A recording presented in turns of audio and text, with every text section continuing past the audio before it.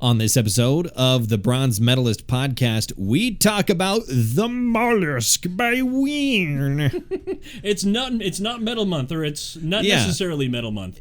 Non-metal month, not necessarily metal month. Yeah, which this definitely isn't metal. September, here we come.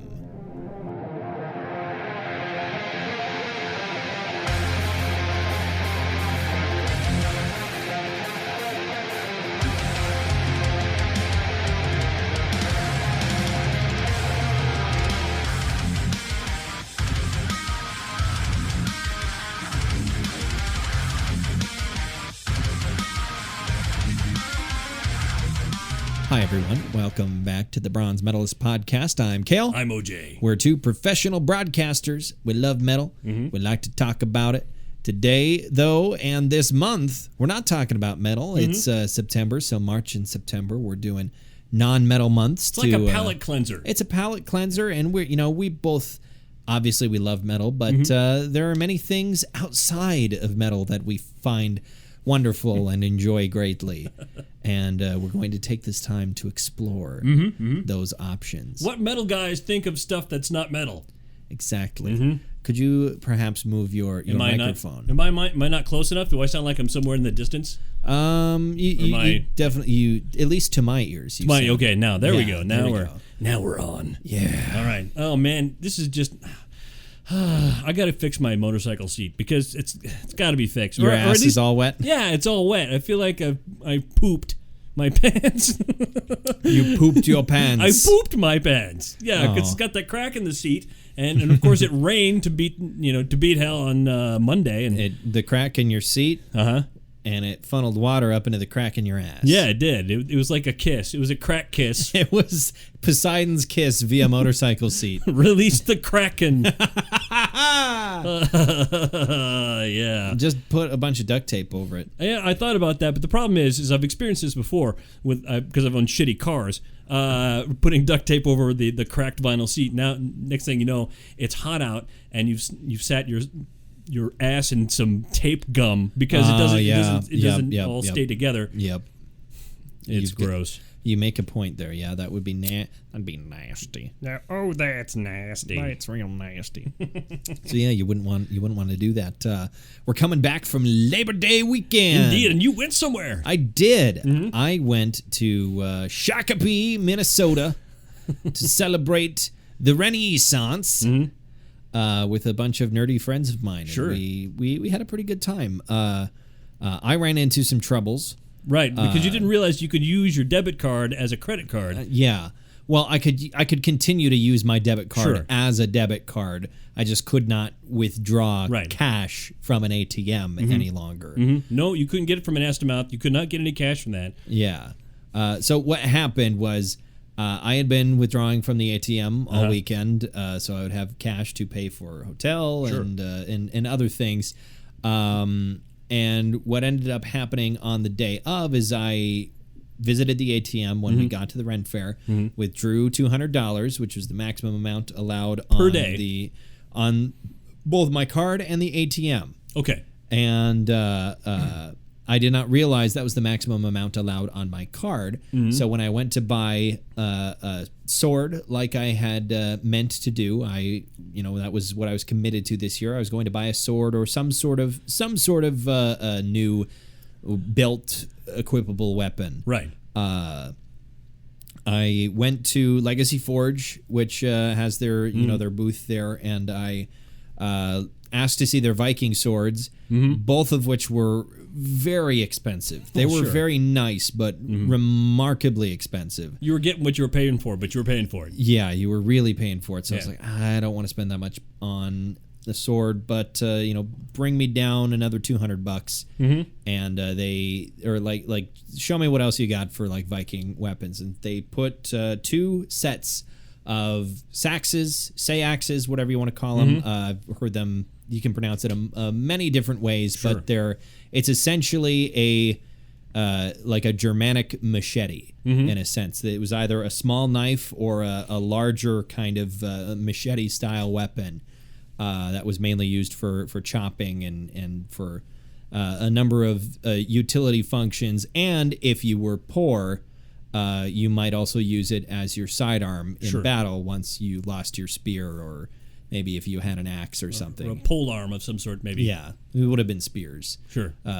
But if you lost that, or wanted something close to a sword, then you would get a large seax. So that's what I bought, and it's beautiful brass on the top of the hilt. I don't know exactly what that is called, but the hilt is this beautiful green finished wood that matched actually the shirt I was wearing really well. Nice. It had a smaller little brother that I didn't end up buying because that would have been a lot more money. But I went with the higher end of the two examples that they presented to me, and I handed all of my cash over to them and paid the rest with my card, which should have tipped off to me that, I could still do this. Right. But the next time we went past the ATM, I was going to withdraw more money so I could pay for the large amounts of alcohol I was planning on consuming for the day, and I was not able to withdraw cash. Bummer. To my dismay, and I thought maybe my card had been canceled because I was making weird purchases in Minnesota. They call you on that, though, usually. Yes, but sometimes it's an automatic... Don't worry. Sometimes, like, the card canceling thing can be an automatic reaction, especially since it was a Sunday. My bank was closed, and the next day it was a national bank holiday. So I figured maybe something automatic happened, and my card had simply been locked. It hadn't necessarily been canceled, but it had been locked for the time being, or something like that. That was not the case. It was simply a cap on the amount I could withdraw from the ATM, because if someone had stolen the card in the meantime, between me calling to get it canceled, they would only be able to withdraw that much cash. Right. And hopefully, since they wouldn't have my PIN number, they would not be able to use it to buy other things. However, I didn't know that. And so I kind of had a little bit less fun it was a very sober experience. Yeah, on the substance abuse front. I did end up asking a couple of times, hey, guys, can I borrow some cash to get a drink? Or I had a friend help me pay for the walking stick that's behind me. Nice. Which I need to PayPal them some money. Thankfully, it wasn't a lot that I ended up borrowing from everybody else, but it made it kind of awkward, because part of the fun for me is just drinking a lot of mead and getting kind of wasted, and that helps me a little bit with the anxiety. There's a lot of people and a lot of socialization, and I in any case felt very tapped out by the end of the weekend. Right. On the drive back, I isolated myself in the back seat for the full 63-minute run of the legendary stoner metal epic Dope Smoker. And I gotta say, I really enjoyed the experience. I was 100% sober of any substances. Right. And I still really, really enjoyed Dope Smoker. Did it make you feel like you might have been a little bit stoned? Yeah, it did. It really did. But yeah, Dope Smoker by Sleep, fantastic album that you should check out if you've got 63 minutes and a lot of patience. How did you have it on vinyl? No, I don't. Oh, don't you? I have the Sciences. You had the Sciences on vinyl. Their comeback album, their new one. I have the Sciences. Right. Which is also fantastic. But we'll have to talk about Dope Smoker at some point when we get back into a metal month here. Because I do think it's certainly metal enough to be included in a metal month. I'm just imagining really actually preparing for this and saying, honey, I'm going to do the dishes in a moment. I'll be right back. I need to prepare to listen to Sleep. Coming back in, Daddy, what's wrong? Why are your eyes so red? It's okay, kids. I love you, kids. Were you drinking an empty soda out there? Yeah. Yeah, I was. I can't make bong noises. Which is, funnily enough, after the track of on the Sciences, the opening track is actually just feedback. Yeah. And then the second track kicks off with a meaty bong rip. Because sleep. Of course. But But yeah, I generally enjoyed myself over the weekend. I've got a bunch of new records at the one of the record stores in Fargo. There's 2 of them there. I didn't have time to visit both of them. And also attended for the first time an escape room where I was utterly useless. Completely. You know, and it still boggles my mind that you're not good at puzzles and shit. I mean, I would really not. Why is it you think I would be good at puzzles? Because you seem to be able to solve problems. You seem to have good problem-solving skills, and that's really all puzzles are. Well, yes, I have decent problem-solving skills for jobs that I've been trained for. Like if there is a problem at work that is in front of me, I will generally be able to solve it. Now, if it's a software issue that we're having, or one of the really in-depth pieces of our our log editor, that I won't necessarily know, but I'm getting more and more familiar with that just in time for us to switch software. I mean, I'll be with that from day one, so I'll probably learn that fairly well. But at any rate, at work, that's literally my job to part of my job is to help solve some of those issues that arise. If suddenly you were thrown into a new job, a new situation with new problems, would you just panic? Would you just curl up into a ball? Well, I would have hopefully a couple of weeks to learn how to solve those specific issues that come up, and not an hour as you are given in an escape room, and not an hour and like mysteries and sort of logic problems, that sort of thing. I'm not particularly good at. We were talking earlier today about the LSAT, and that's another thing is logic problems, right? Because finding dents in or making sure that your own logic is perfect is a really big part of being a lawyer. Sure. And I remember a friend of mine reading to me a couple of the logic problems that were on her LSAT study guide, and it was fucking gibberish to me.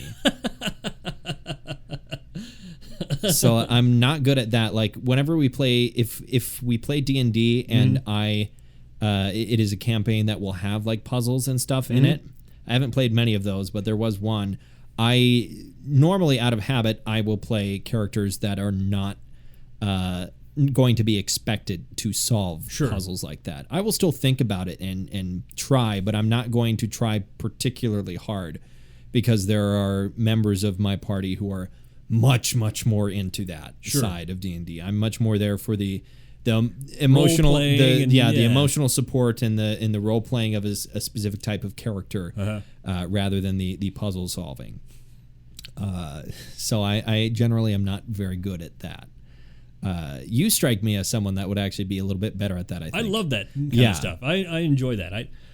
Because I've spent most of my nearly half a century completely faking everything.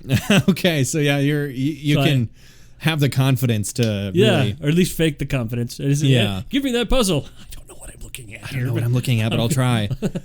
We started going in that escape room, and I was just like, oh boy, I already don't know. I solved one thing, and it was after it was prompted via hint, and I was like, oh, that one is actually a 7.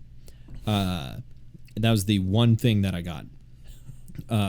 The entire rest of it, I was pretty fucking useless for, and I knew I was going to be going in.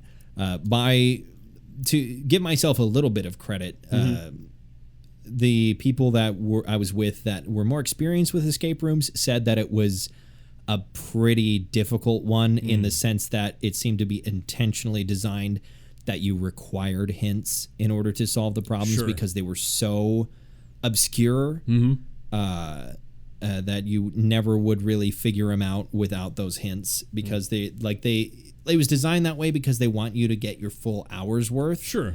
And you got more than an hour's worth. Well, no, we finished. We finished you got it in time. We got it with like a minute to spare. Wow. But it was completely via hints.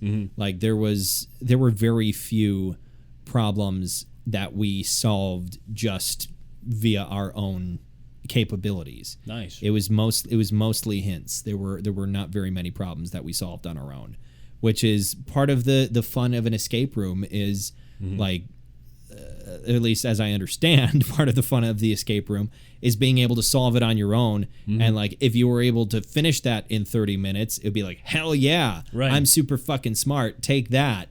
And that's worth it. That should be worth it anyway. But instead, they want to get you as close to the end as possible. So they made the puzzles really hard and then feather out the hints, which is just kind of. And you didn't. Normally, you have to like ask for hints. This it was unprompted. It would show up. So that was a little underwhelming for me anyway. I would like to do an escape room that had when you went in, the ceiling was just a large tray of heavy spikes pointed down, and as soon as they shut the door, it went click, click, click, click, click, click, click, click, click. Jesus Christ. Just to That'd be really good. give you that feeling. Would they actually come down and kill you? I don't know. I don't know. Because I don't think that's an escape room. I think that's just you've been. You're in a Saw movie now. Yeah, you're now in a Saw movie. Jigsaw has gotten his clutches on Right. you. What did you do with your Labor Day weekend? What did I do with my Labor Day weekend? I sat around a lot. I mowed. My in-laws came down, and there was some wine involved. You've told me, yes, Yeah. a large amount of wine involved, Yeah. or at least a very large bottle of Yeah, wine. a large bottle, and there were actually 2 other bottles of wine Okay. there as well. Because booze is expensive in Canada. It is, and so it's like a party when relatives come down. It's like, Yeah. what this much for only $8? Of course, I'll take 3. but it's $8 wine. Yeah, How good is it going to be? At least if it's so discounted, get something expensive. you could. If it's such a value to you, get like a $30 bottle of wine. I don't know fucking anything about wine, but that's a $30 bottle of wine is probably going to be better than an $8 bottle of wine. True, but it really depends on what your goal is. I feel like if you're gonna down this really fast with pizza. That was the other thing. It was a pizza It was wine and pizza. Yeah. The classic combination that everyone knows and loves. It was Italian wine. It was by the famous Italian winemaker Mr. Gallo. Ah, Yeah, yes. yeah. See, I feel like if your goal is simply getting fucked up, Yeah. like just get. I don't. Yeah. I never want to say this again, Okay, you're gonna say it once and that's it. but specifically, if your goal Yeah. is getting fucked up, just buy Wild Irish Rose. I never want to speak positively about Wild Irish Rose We again. drank that on this podcast. We did. I Yeah. drank it twice on this podcast. The first time, I think I was already a little drunk, Yeah. so it was like, whatever. I bought this. I don't even know what it is. Let's drink this. And then the second time when we had it here, it just smelled like fucking cough syrup mixed with nail polish remover. I think that those are the actual ingredients. That wouldn't surprise me. Yeah. That wouldn't surprise me in the slightest. I feel like it might mix well with something. Maybe. Like there's probably some cocktail that uses fortified wine. Yeah, fortified wine and a Grapelberry Kool-Aid. Oh my god. That's Yeah. a classic combo. Ooh, this is good beer you have. Yeah. It was your turn to buy the beer this week. Yeah, so I got Barrel Runner, Mosaic Hopped Ale aged in rum barrels made by Founders Brewing Company.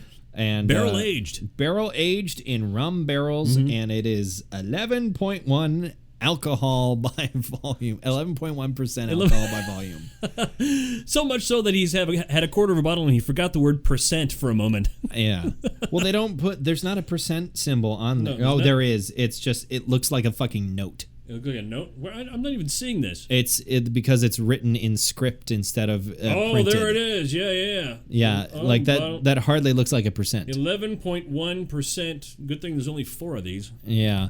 I honestly don't know if I'll have another one. Well, I probably will have the other one tonight. Sure, I don't why have to not? drive. I live here, goddammit. By the end of the podcast, I had not get out of my house. So that was Ween. Kale, where are your pants? I don't know. One more Renaissance Festival thing. Okay. So last Friday, I think Yeah. I mentioned this on last week's podcast. or I guess it's no longer last Friday, 2 Fridays ago. Right. I had ordered some merchandise off of Grimfrost.com, which is a Swedish Viking accoutrement seller. Really, Grimfrost is? Yeah. Who would have thought something called Grimfrost? They sell all kinds of like Viking themed things. They're all, as I understand, I think handmade. At the very least, they're trying to be as authentic as possible. Sure. While still being relatively affordable. I say relatively as a very qualified experience. They're kind of expensive.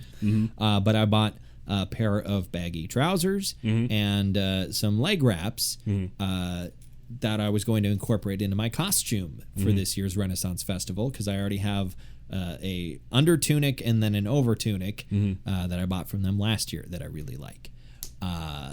They arrived like moments after you left. Maybe not moments, but I received an email that they had arrived after I had arrived in Fargo. Oh, okay. And that was remarkably disappointing. I was hoping that they would get here before I left, but that was not to be. Oh my!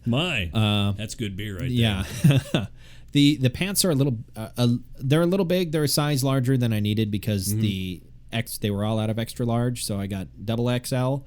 But there is a drawstring on the pants, so it's fine. Yeah, I can get them fairly tight. They seem, if you're just wearing the trousers and a normal ass shirt, they seem far too baggy. But then when I was trying them on after I got back, I was like, I'll just do the whole thing. So I did both the leg wraps and then put my tunic on over it, and it actually looked pretty good. Oh. It didn't look nearly as ridiculous as it had when I first tried them on. So it's supposed to be part of an ensemble getup. And then before next year, I'm planning on, they also sell boots and shoes on Grimfrost, so I think I might get some of those, because the shoes that I have right now were super cheap. I got them on Amazon, and they're remarkably uncomfortable. I put orthopedic inserts in them, and it was still pretty uncomfortable because the sole is very flexible. Oh. There's hardly a sole there at all. Right. You have no soul. I have no soul. I've become a ginger. So I managed to go most of the day. I wasn't immediately in pain walking around. But the last 2 hours that we were walking around at the fair were pretty shitty, especially considering I was far more sober than I wanted to be. So next year, hopefully I will scrape up some money for some boots, because the boots there are also quite expensive. Oh. Yeah. But they sell good stuff, and I might get a new belt bag from them as well. The belt bags are remarkably actually affordable. They're only like $30. How long have they been doing this, Ren Fair in Shakopee? Quite a while, I think. It's one of the longest. I think it's been around, like one of the longest running fairs in the country, and as far as like how long they go every year is also one of the longest. Yeah, they run for months at a time. And interestingly, the festival ground is actually leased space from this mining company. Really? And the lease was supposed to expire a couple of years ago, so it's kind of been up in the air, but it's like this is such a entrenched, festival at this point. Sure. And the festival grounds are so elaborate and well constructed. There's whole like permanent structures and whatnot? Yeah, it's all permanent structures, and it's wood like taverns and the just rows of stalls. It's all medieval construction and whatnot. None of them are particularly, at least the merchant stalls are not very particularly complicated, but there are a couple really actual nice taverns there and stuff like that. So in these big stages for performances, and it's a pretty elaborate and very large space as well. So I don't know, I don't know the intricacies of the company and whether or not they've been operating at a profit every year and would be able to actually purchase the space. Ooh. But I would hope so. If not, they could always do like a Kickstarter or something, and I'm sure because they get a lot of people that go every year. It's very well attended. Wow. It was crowded when we got there. See why you needed the mead. Yeah, there was a lot of people, and so I'm sure if they ran into financial trouble, people would be willing to give them some money because it's a great experience. It's a good time.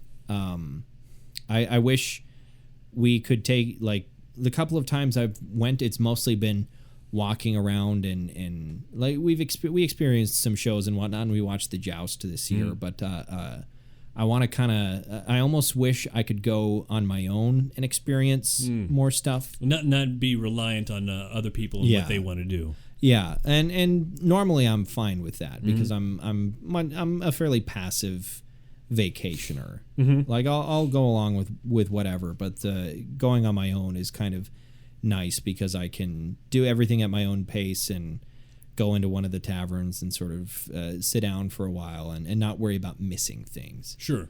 But yeah, Minnesota Renaissance Festival, great time. There you go. Everyone should go. You're a walking advertisement. I am. I certainly am. Then you cut all your hair off. Yeah, I'm keeping a cool head these days. Keeping a cool head. Yeah, just in time for fall. Yes. It grows back. Sure. It grows on you.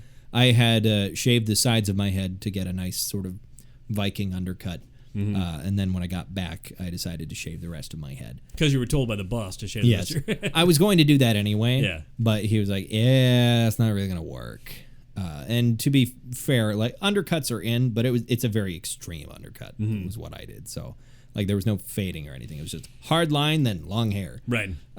So I just shaved the rest of my head and gonna let it grow back in. There you go. I've done it before. We all have. Yeah, I don't know about everybody, but plenty of people. We've all shaved off all our body hair and then let it grow back. Oh, yes, absolutely. I shaved off all my body hair. I am completely and utterly hairless right now. I'm more hairless than the day I was born. Ooh. All right, okay. There was hair when I'm presuming, a little bit. You had a head of hair. Yeah. Some eyebrows, perhaps. Eyelashes, and that sort of thing. Nose hair and back hair. He's a chimpanzee. Baby was born with back hair. That's weird. Anyway. He has opposable toes. The Mollusk. All right. The Mollusk is the 6th studio album by the American. They're called a rock band. Sure. They qualify. They have a very diverse sound, though. Yeah. They're a band called Ween, spelled W-E-E-N. Yes, and their stage names are Gene and Dean Ween. But obviously not the real names. But. The two principal members, whose real names are... here's the band. I printed off a lot of stuff. Their real names are Aaron Freeman and Mickey Melchiondo. Or Melchiondo. Yeah. They're two childhood friends. They started a band, and it's really fucking weird. You obviously know a lot more about Ween than I do. This is your week. Is everything that Ween does as I want to qualify this as delightful, but is everything that Ween does as delightfully bizarre as the Mollusk? Yeah. All their stuff is, hey, let's see if we can do this, and then they do that, and then they don't do that again. They do a different thing. Yeah. They're always changing whatever their sound is, as long as it's bizarre, I imagine. Right. Yeah, they've been friends since they were like junior high. Yeah. And they've been doing this since then. So. Yeah, they continued. They broke up for a little while, and they got back together recently. Yeah. So they just I can't. It's hard for me to describe in words how strange this album is. And it's considered to be one of their best. And they both consider it their best album. Yeah.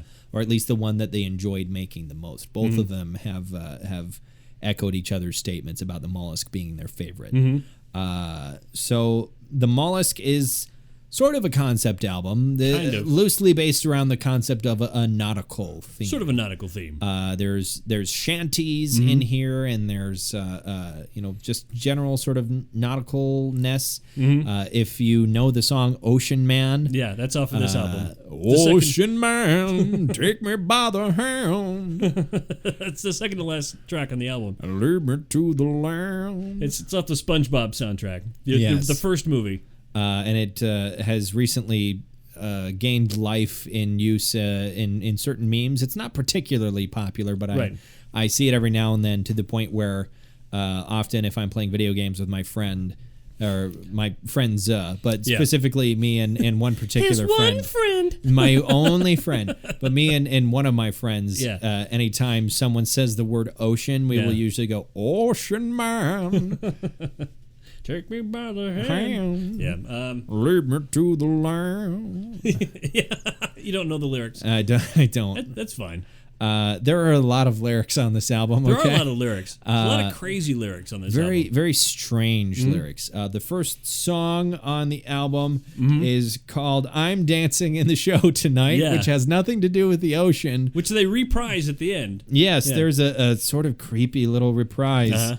With an oboe. Or not an oboe, it's a bassoon. Yeah. Yeah. At the end of the last track, she wanted to leave. And so I'm Dancing in the Show Tonight is this weird little children's song, but sung by what sounds like a very drunk man. And it goes between the man's voice and an obviously digitally altered. I feel like they had child sounding voice. Some sort of, they had like a basically like a wah-wah pedal, but for pitch shifting. I'm assuming there is something like that has been manufactured, or they just did it in post. They might have done it in post, yeah. But for a live performance, you could probably get that effect with some sort of pedal or knob or whatnot. I know there's a Bo Burnham performance where he uses that. But it sort of shifts between, and I noticed that like one of them, I don't know the difference between Gene and Dean in their voices, but one of them has a very deep singing voice, typically. And I believe that is the one that gets pitch shifted quite a bit. And when they shift it up, it sounds exactly like motherfucking SpongeBob. It sounds exactly like SpongeBob. Speaking of SpongeBob, as performed by the wonderful Tom Kenny, it sounds exactly like SpongeBob, which makes it ironic that it ended up on the SpongeBob soundtrack. Sure. Or maybe there was something to it. Maybe. Although I can't say I'm surprised that it would end up on the SpongeBob soundtrack, because Steven Hillenburg was seems like the kind of guy that would listen to Ween. Right. Honestly, he doesn't now. Oh, come on. Because he's dead. Rest in peace. All Steven right. Yes. Hillenburg. Rest in peace, Steven Hillenburg. Sorry. It's terrible. It's a wit dark. You're a terrible person. I'm a terrible person. We that's established. But then the second track is the title track. Yeah, the title track, "The Mollusk," which is this wonderful. I'm assuming it sounds like it might be finger picked, although it's not quite fast enough to be finger picked. But I can see someone just dun dun dun dun dun dun dun dun dun dun dun dun.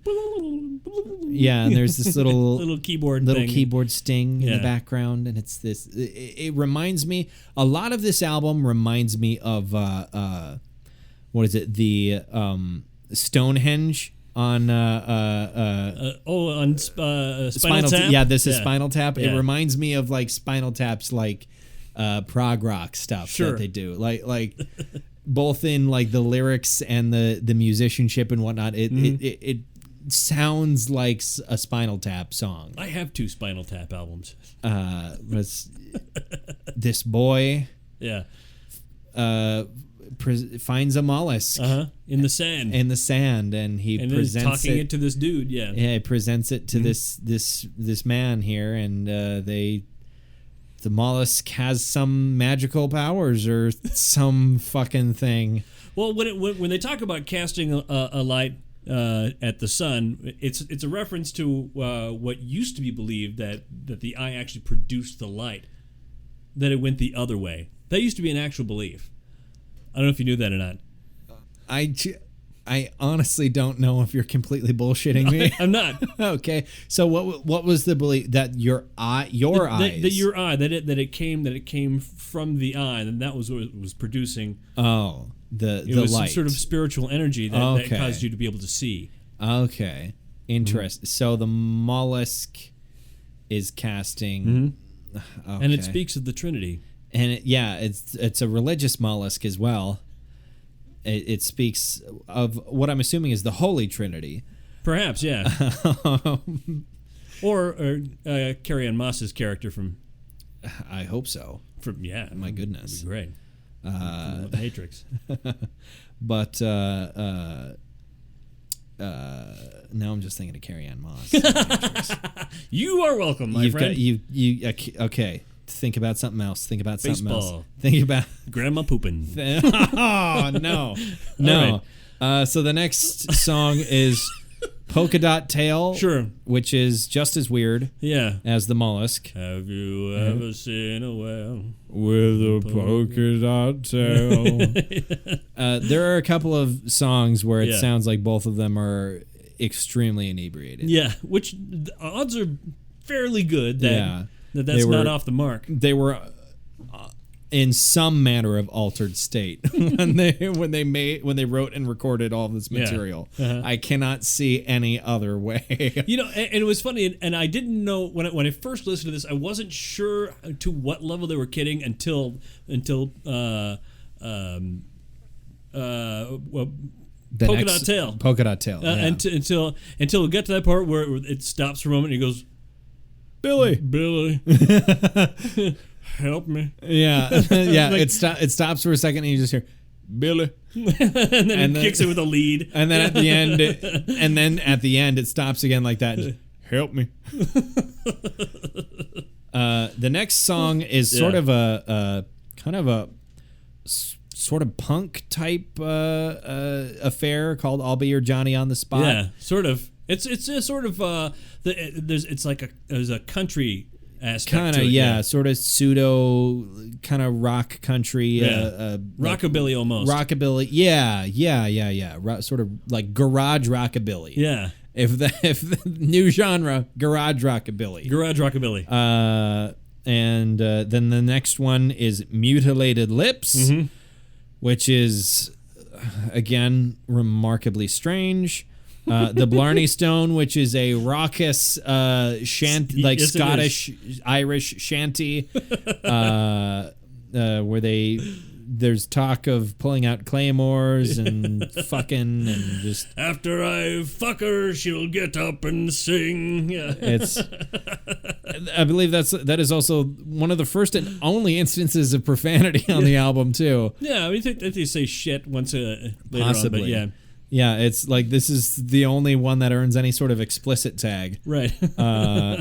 Then there's It's Gonna Be All Right, which is the very beautiful song. It just like you experience the first 6 songs and you're like, wow, this is fucking weird. This doesn't fit here at all. And then it gets to It's Gonna Be All Right, and it's like, I mean, this is a little weird sounding, but it's it'll almost be a radio hit. Yeah, it sounds pretty genuine, and like the instrumental is a little weird and spacey, but the rest of it feels the harmonies are cool.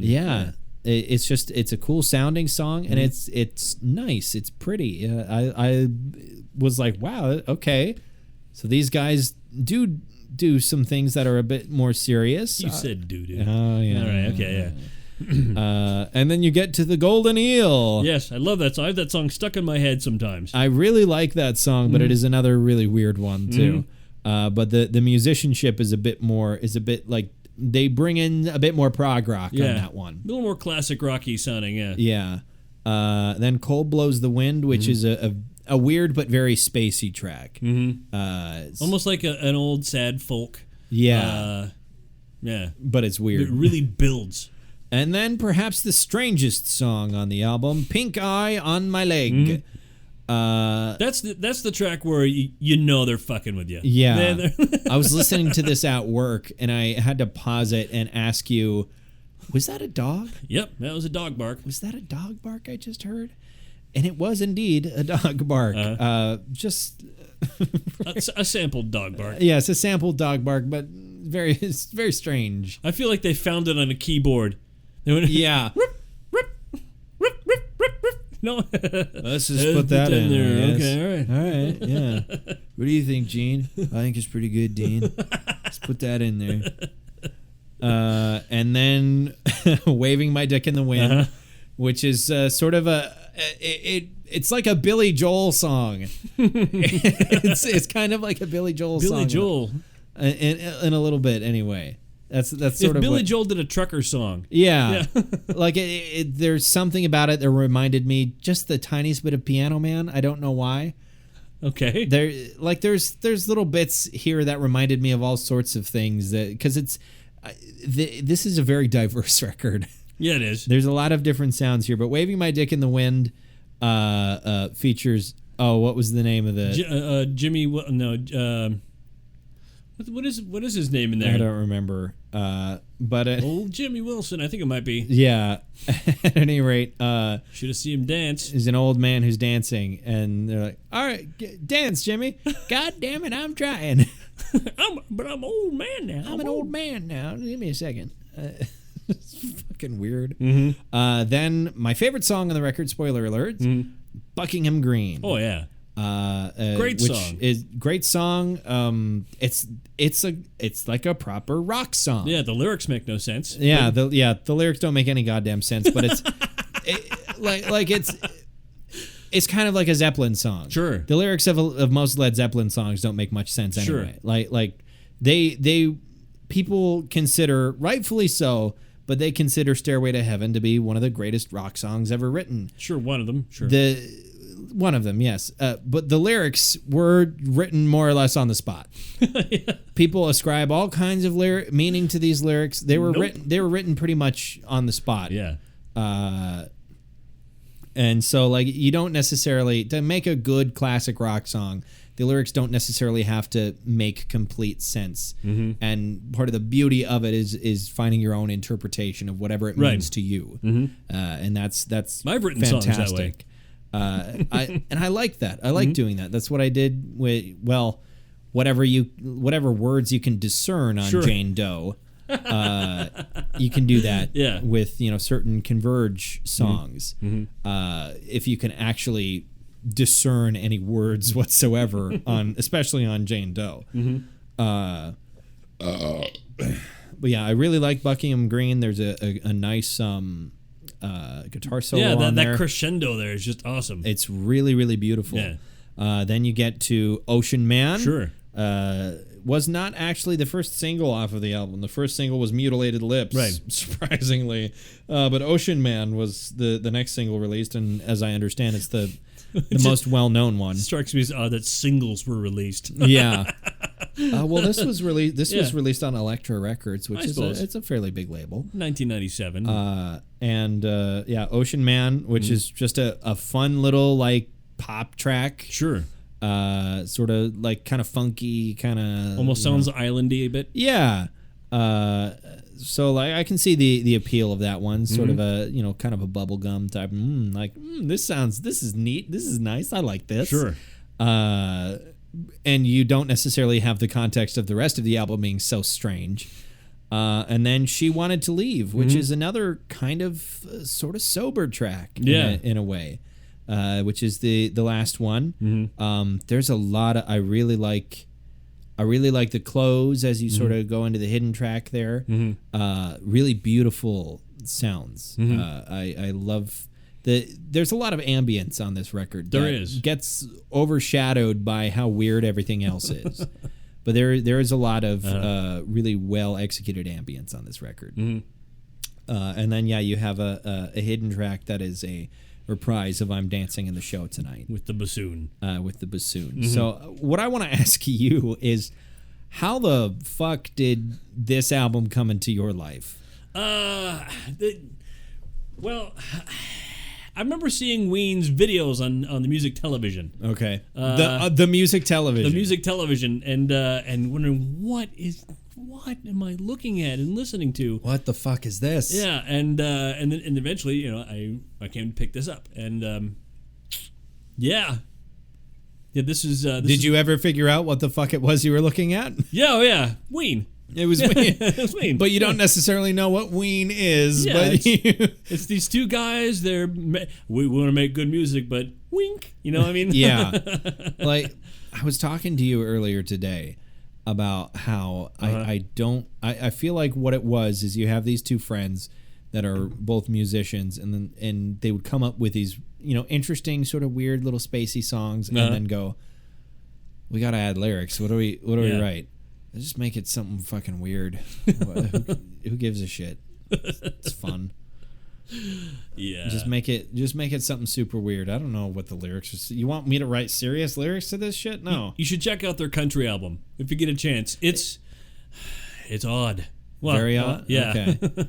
It started auto-playing a little bit after I finished my listen at home today.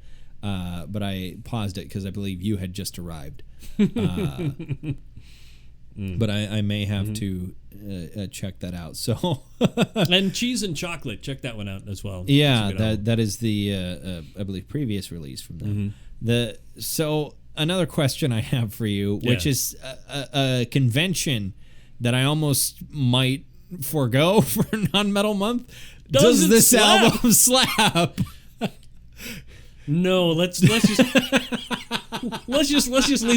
leave the word slap out until October hits. I mean, I guess. Well, I mean that Rhythm, Grace, and Fire record that you brought, that fucking slapped. Sure, that's true. That was definitely not metal. It was just three dudes with acoustic guitars. Yeah, with classical guitars, classical flamenco. Yeah, and that slapped the shit out of me. That's true. But no, this does not. The Mollusk does not slap. No.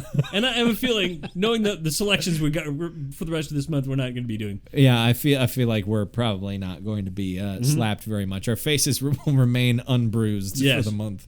Just maybe perplexed, but not bruised. Yeah, we're going weird this month so far. The plans I have for next week. I don't know what you're looking at for the week after that.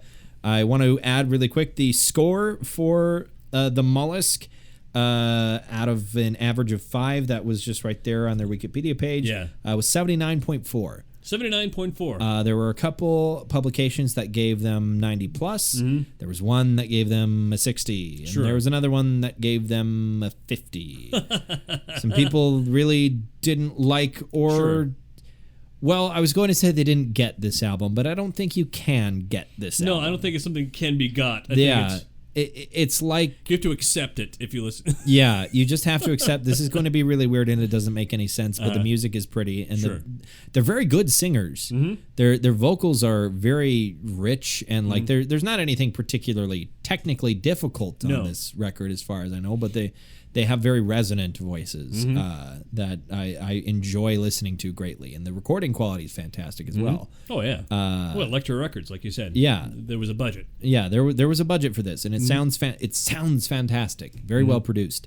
So it's enjoyable on that level, and I did enjoy it on that level greatly. But yeah, it's kind of like a much better produced like. Captain Beefheart or something. You're not supposed to get Captain Beefheart. You're not supposed to understand. I don't know if there was so much of a production behind Captain Beefheart. There was no budget for any. I don't know if there was really a budget for any Captain Beefheart stuff. I mean, Trout Mask Replica is awesome. It's awesome in the same way that a train wreck is awesome. Yeah, that was awesome. Yeah. You're gonna go see that band? Yeah, they're awesome. I thought you said they were good. No, I didn't. Yeah, I thought you said this was a good band. No, I said they're awesome. Those are not. Those do not mean the same thing.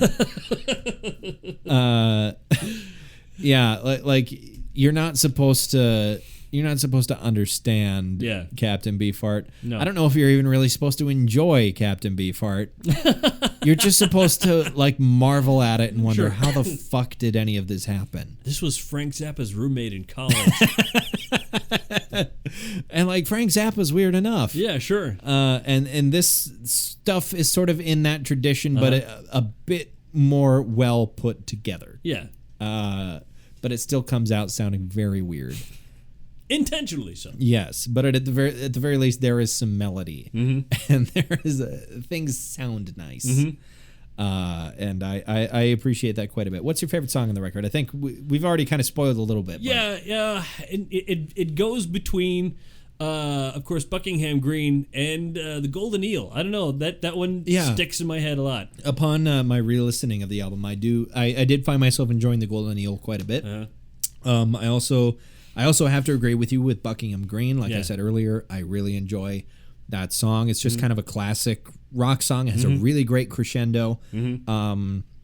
I also quite liked the title track. Yeah, because that's when you were singing all day. As silly as it is, I really like it. It has little boy. Yeah, the guitar riff is really catchy and sort of easy to follow along. Sure. I love the little synthesizer in the background.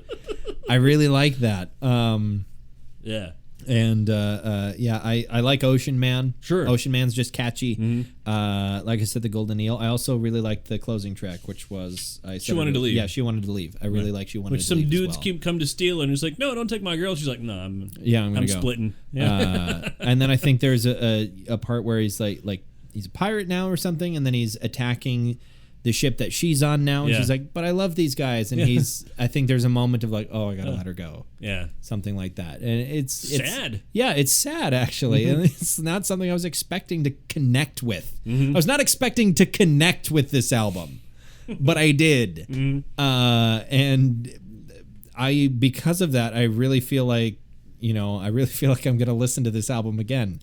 All right. Like not necessarily because the stuff that you bring is bad, but there's a lot of stuff and a lot of older albums that I appreciate, but I don't often find myself going back to. Right. Because it's not what I'm used to, and I normally the music that I keep and put in a library and stuff is stuff that I connect to on some level. Sure.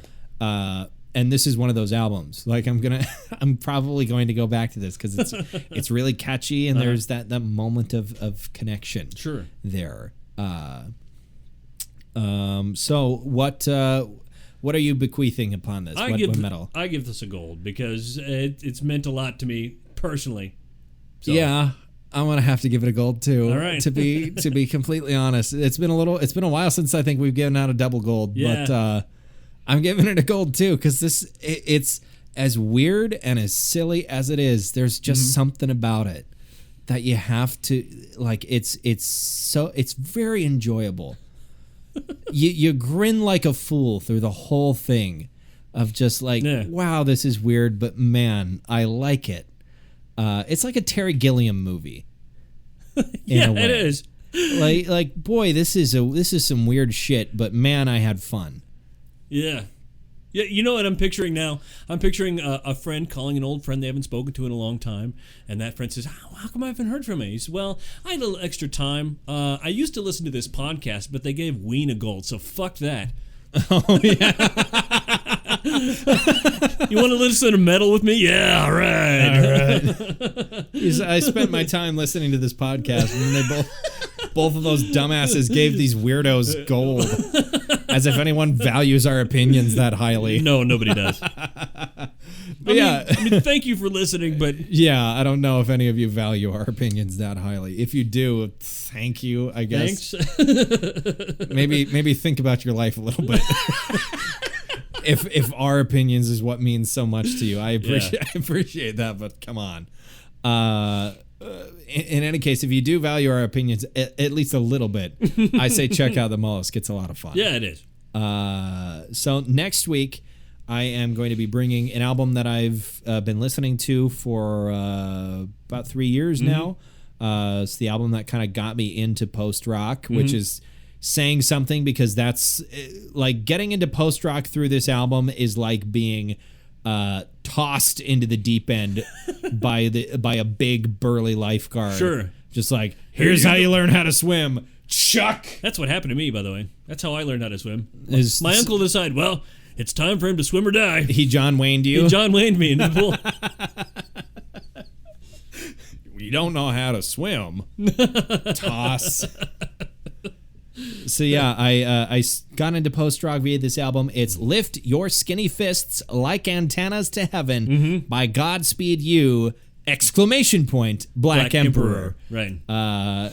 Which will be the longest episode title we have ever had on this podcast. Yeah. But yeah, it's a fantastic sort of avant-garde / post-rock album. Came out in, I believe, 2000 by Godspeed You! Black Emperor. They are a French-Canadian music group. At the time the record was recorded, they had like 13 members. It was ridiculous. And it's an album I greatly enjoy. I got it on vinyl. It's... Dude. My goodness. Need a towel? Yeah, I threw up all over myself. Yeah, it's I really, really enjoy it, so I'm happy to talk about it next week. Do you know what your next non-metal album is going to be? Yeah, I do. It's going to be what is often touted as the #1 shoegaze album of all time. Okay. Yeah, we're sticking with weird, aren't we? Yeah. Number one shoegaze album of all time, remind me. It's and some people disagree, but some people agree that it is Loveless by My Bloody Valentine. That's right. From 1991. That's a band I've been meaning to get into, so Yeah. I'm excited for that as well. Shoegaze, like I've listened to quite a bit of post rock, but and there's a lot of crossover with shoegaze in that genre. But I've been meaning to get into My Bloody Valentine, so I will. I'm excited for that. Awesome. And then I think the conclusion of the month is still up in the air. We'll find out. Stay tuned. Yeah, stay tuned. Same bronze channel, same. I don't know. Same bronze channel, same bronze podcast. Fuck it. All right. Hey, if you want to check us out on social media. You haven't even finished. I haven't even finished a whole beer. Yeah. If you want to, as you were trying to say, if you want to stay up to date on our latest episode releases, you can check us out on our social media pages. We're on Facebook and Twitter. We always automatically post new episode links there. That'll take you to Libsyn. Of course, if that's not your thing and you would much rather get it on your phone, if you have an Apple product, we're in their podcasts section, I imagine, still. Otherwise, I believe there's a Libsyn app for Android. I've got one, and I think I can access our podcast through that. I don't know. I don't know how to access podcast. I'm going to shut up now. You good to ride your motorcycle home? Yeah, it's fast. I'm not going to have the second one of these. Yeah, please don't. I want to live. And yes, choose life. Yeah, thank you. In any case, choose a job. I don't have that monologue memorized, but I don't know. train spotting. Well, good thing you're not driving either. Yeah. All right. Well, that's been a thing for me for a while, is erroneously calling that movie Train Spotters. Train Spotters? It's about a group of people. Sure. Train spotting. It's train spotting. In any case, we're going to wrap up for this week. So thank you all very much for listening to another episode of the Bronze Metalist podcast. Wait, I didn't say our names, did we? We usually say our names. That usually after you say that. Oh. You were going in the right place. Yeah. You were headed in the right direction. Well, anyway, I'm Kale. I'm OJ. Congratulations.